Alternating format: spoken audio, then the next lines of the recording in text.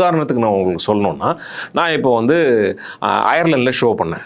அயர்லாண்டில் show பண்ணும்போது அப்போது வந்துட்டு நான் வந்து எனக்கு ஞாயிற்றுக்கிழமை வந்து லண்டனில் ஷோ, திங்கட்கிழமை வந்து எனக்கு அயர்லாண்டில் ஷோ கொடுங்க அப்படின்னாங்க.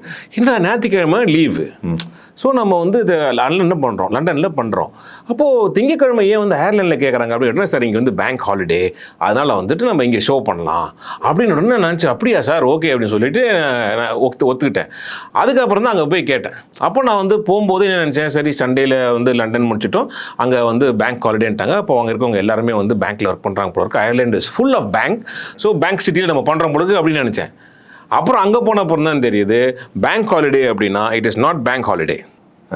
பேங்க் ஹாலிடே அப்படின்னா அயர்லாந்து கவர்மெண்ட் பொறுத்த வரைக்கும் நீங்கள் வந்துட்டு உங்களுடைய ரெகுலர் லீவ் இருக்குல்ல, national holidays like independence day, Deepavali, Pongal, இந்த மாதிரிலாம் இருக்குல்ல ஹாலிடேஸ், கவர்மெண்ட் ஹாலிடேஸ், இது வந்துட்டு உங்களுக்கு ஒரு ஹாலிடேல வந்துருச்சுன்னா, ஃபார் எக்ஸாம்பிள் சாட்டர்டே சண்டேல உங்களுக்கு இண்டிபெண்டன்ஸ் டே வந்துருச்சு அப்படின்னா அவங்க அது ஹாலிடேவை எடுத்துக்க மாட்டாங்க. They will give you an alternate holiday in a weekday.